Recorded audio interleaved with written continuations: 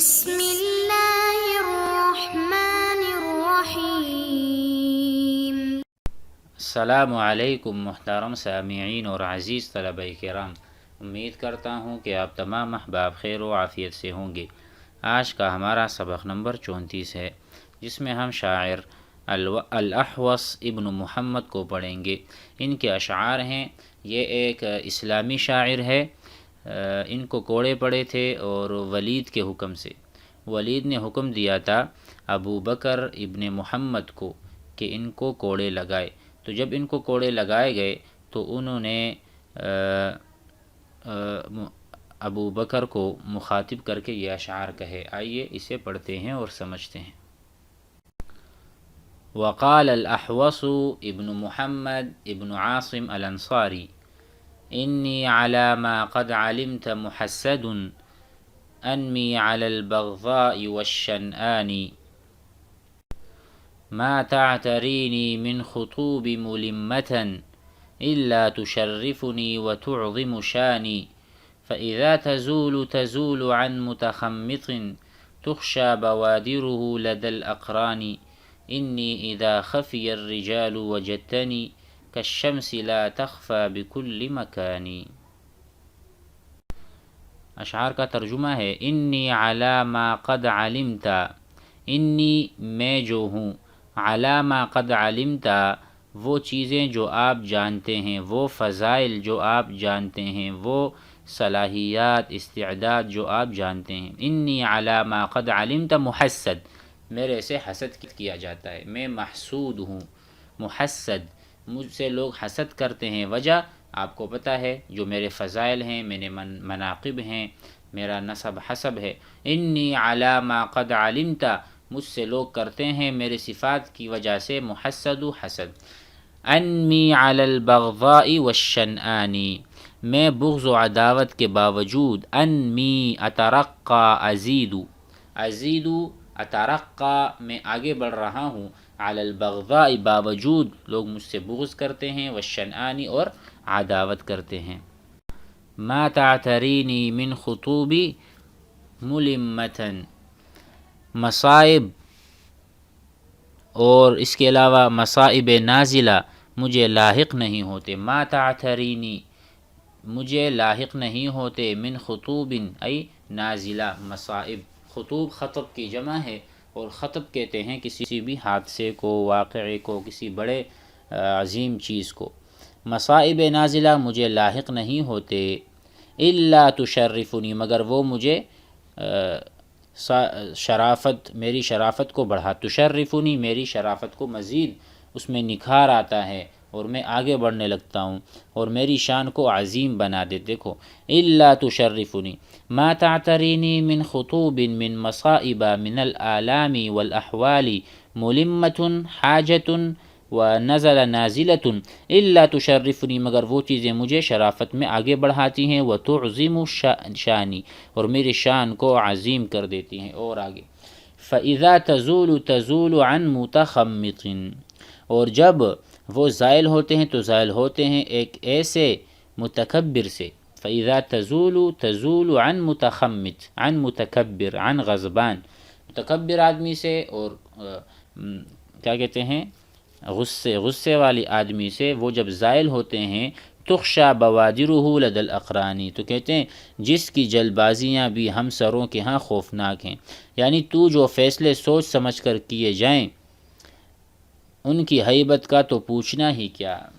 جب یہ مصائب جو میرے اوپر آئے ہوئے ہیں، جب یہ زائل ہوتے ہیں تو زائل ہوتے ہیں ایسے متکبر آدمی سے، تخشى بوادرہ لدى الاقران، کہ ان کا جو یعنی جلد بازیاں ہیں، ہم سر اور ہم عمر لوگ بھی اس کے جلد بازیوں سے خوفناک ہیں، خوف کھاتے ہیں۔ اذا خفی الرجال وجدتنی، جب لوگ چھپ جاتے ہیں، خفیہ چھپنا، سترہ، انی اذا میری حالت کیا ہے، اذا خفی الرجال جب لوگ چھپتے ہیں، ڈرتے ہیں، خوف کھاتے ہیں، وجدتنی آپ مجھے پاؤ گے، میں بھاگنے والا نہیں ہوں۔ جب دوسرے لوگ اپنی گمنامی کے باعث مخفی ہوتے ہیں، کشمسی وجدتنی کشمسی، آپ مجھے سورج کی طرح پاؤ گے، لا تخفا جیسے کہ سورج نہیں چھپتا، لا تخفا لا تتستر بکل مکانی ہر جگہ، وجدتنی کالشمس لا تخفا بکل مکانی، آپ مجھے سورج کی طرح پاؤ گے، میں ہر جگہ ظاہر اور بارز ہوں، میں کسی سے نہیں چھپتا۔ مزید پڑھ لیتے ہیں۔ وقال الفضل بن عباس مہلا بنی عمنا مہلا موالینا لا تنبشوا بیننا ما كان مفدونا لا تطمعوا ان تهینونا ونکرمکم وان نکف الاذى عنکم وتؤذونا مہلا بنی عمنا عن نحت اثلتنا سیروا رویدا كما كنتم تسیرون اللہ یعلم انا لا نحبکم ولا نلومکم ان لا تحبونا کل له نیت فی بغض صاحبہ بنعمت اللہ نقلیکم وتقلونا۔ اچھا، الفضل بن عباس یہ ایک اسلامی شاعر ہیں اور یہ حضرت علی رضی اللہ عنہ کے ساتھ تھے، ان کے لشکر میں تھے، ان کے ساتھیوں میں سے تھے، تو یہ بنو امیہ سے خطاب کر رہے ہیں، بنو امیہ سے خطاب کر کے کہتے ہیں مہلن بمعنی نرمی اختیار کرو، یعنی مہلن بمعنی توقف کرو، تھوڑا آہستہ یا تھوڑا دھیرے دھیرے، نرمی اختیار، مہلن بنی عمنا ارفقو، اور تھوڑا سا رفق اور شفقت کرو، بنی عمنا میں ہمارے چچا زاد بھائیوں، مہلن صبر کرو، بنی عمنا ہمارے چچا زاد بھائیوں، مہلن موالینا اور ہمارے جتنے بھی رشتہ دار ہیں اور ہمارے جتنے ماتحت ہیں، ہمارے جتنے جاننے والے ہیں، لا تنبشوا بیننا ما کان مدفونا، اور جو کچھ ہمارے درمیان پوشیدہ ہے اس کو ظاہر نہ کرو،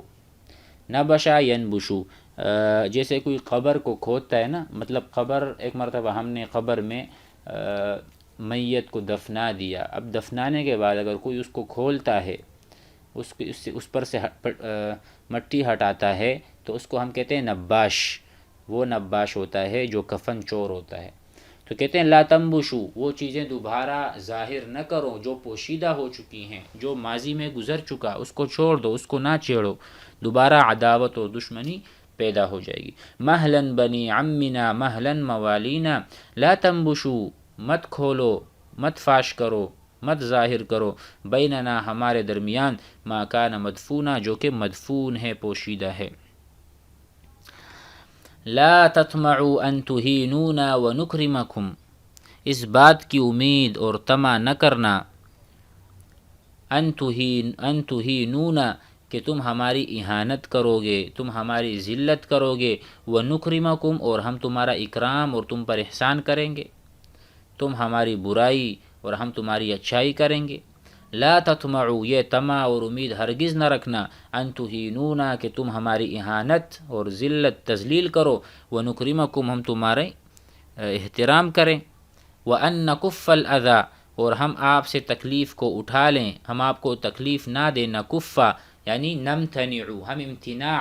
اور ہم ہاتھ روک لیں، الاذی تکلیف دینے سے تم کو، عنکم وتؤذونا اور تم ہمیں تکلیف دیتے رہو، ہو نہیں سکتا، آپ دو گے تو ہم بھی تکلیف دیں گے اور ہم بھی لڑنے پہ آ جائیں گے۔ مہلن بنی عمنا، میرے چچا زاد بھائیو، مہلن صبر کرو، عن نحت اثلتنا، کہتے ہیں اثلا بمعنی جاؤ کا درخت، جاؤ کے درخت کو اثلا کہتے ہیں، جیسے کہ قرآن مجید میں ہے وَبَدَّلْنَاهُمْ بِجَنَّتَيْهِمْ جَنَّتَيْنِ ذَوَاتَيْ أُكُلٍ خَمْطٍ وَأَثْلٍ وَشَيْءٍ مِّن سِدْرٍ قَلِيلٍ، جیسے کہ ایک محاورہ بھی ہے نحت اثلت فلان، یعنی اس پر عیب لگایا اور اس کی شان گھٹائی، تو کہتے ہیں مہلن بنی عمنا، صبر کر لو، عن نحت اثلتنا، ہماری برائی کو فاش نہ کرو، ہماری برائی کا بیان نہ کرو ہرگز، سیروا رویدن اور آہستہ سے چلو، اور تمہیں آہستہ سے چلنا چاہیے، اور ہمارے راز اور ہماری خامیاں نہیں بتانی چاہیے۔ کما کنتم تسیرون، جس طرح اس سے پہلے تم چلتے تھے، یعنی جس طرح ابھی گزشتہ ایام میں آپ اچھے تھے، ہمارے ساتھ کوئی مڈ بھیڑ نہیں ہوئی تھی، کوئی بد کلامی وغیرہ نہیں ہوئی تھی، تو اس طرح سے اسی نہج پہ چلو، اسی طرح سے سیرو، سارا یسیرو چلنا، رویدن مہلن، آہستہ آہستہ، گاہے بگاہے، کما کنتم تسیرون، اور اسی طرح لا تنحتو اثلتنا، اصل معنی وہی جھڑ وغیرہ نہ اکھاڑو۔ کہتے ہیں اللہ یعلم انا لا نحبکم، اور اللہ تعالیٰ جانتے ہیں کہ ہم تم سے محبت نہیں کرتے، ولا نلومکم الا تحبون، اور ہم تمہیں اس بات پر ملامت بھی نہیں کرتے کہ تم ہم سے محبت نہیں کرتے۔ جب ہم نہیں کرتے تم بھی نہ کرو، ہم آپ سے محبت کا تقاضا تو نہیں کر رہے، کیونکہ آپ پہلے بھی ہمیں تکلیف دے رہے ہو، ہم تکلیف سے باز آئے ہوئے ہیں، پھر بھی آپ ہمارے ساتھ، تو اس لیے ہم آپ سے محبت بالکل بھی نہیں کرتے، تو تم بھی نہ کرو، ہم کو ملامت بھی نہیں کریں گے۔ کل لہ نیت، ہم میں سے ہر فریق کے لیے مخالف فریق کے ساتھ بغض رکھنے کی ایک نیت ہے۔ کل لہ نیت، دونوں فریق میں سے دونوں کی نیت ہے، فی بغض صاحبہ، اپنے صاحب سے، اپنے فریق سے، دشمن سے، سمت مخالف والوں سے جو بغض ہے اس کی ایک نیت ہے۔ بنعمت اللہ، اللہ کی جو نعمتیں ہیں، یعنی اللہ کا فضل ہے کہ ہم تم سے دشمنی کرتے ہیں اور تم ہمارے ساتھ بغض کرتے ہو۔ دیکھو، بنعمت اللہ نقلیکم، اللہ تعالیٰ کی نعمت ہے کہ ہم آپ سے یعنی محبت کرتے ہیں، اچھا برتاؤ کرتے ہیں، وتقلون، اور تم ہم سے بغض کرتے ہو۔ دیکھو، نقلا اور یہاں پہ نقلیکم، یہاں پہ تقلون، ٹھیک ہے، دونوں ایک ہی باب سے ہیں، دونوں کا معنی بغض ہی ہونا چاہیے، کہ جس طرح تم ہم سے بغض کرتے ہو ہم بھی آپ سے بغض کرتے ہیں، لیکن